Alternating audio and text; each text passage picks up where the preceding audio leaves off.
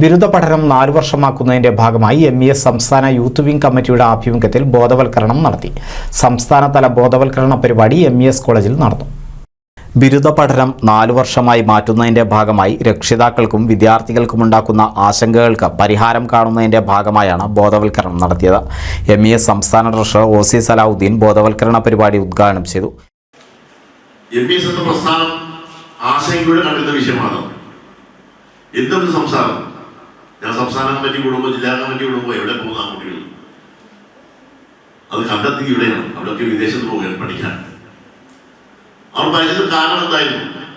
അന്ന് പറയലോർത്തി MES കാതലായ മാറ്റം വേണം, സർക്കാരുകൾ ശ്രദ്ധയിൽപ്പെടുത്തും. കാലമായി മാറ്റം വരുത്തിയിട്ടില്ലെങ്കിൽ നമ്മുടെ കുട്ടികളൊക്കെ എവിടെ ഒഴിഞ്ഞു പോകും.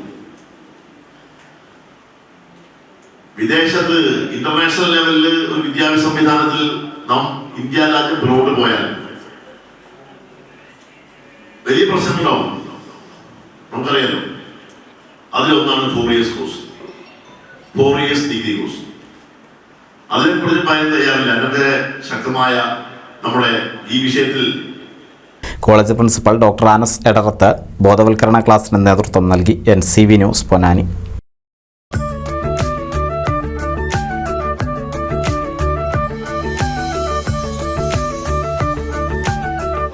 35 വർഷത്തെ വിശ്വസ്ത പാരമ്പര്യവുമായി എന്നും എപ്പോഴും കൂടെയുണ്ടെന്ന വിശ്വാസം. Basith wedding mall, Basith arcade, Poonkottukulam, Tirur.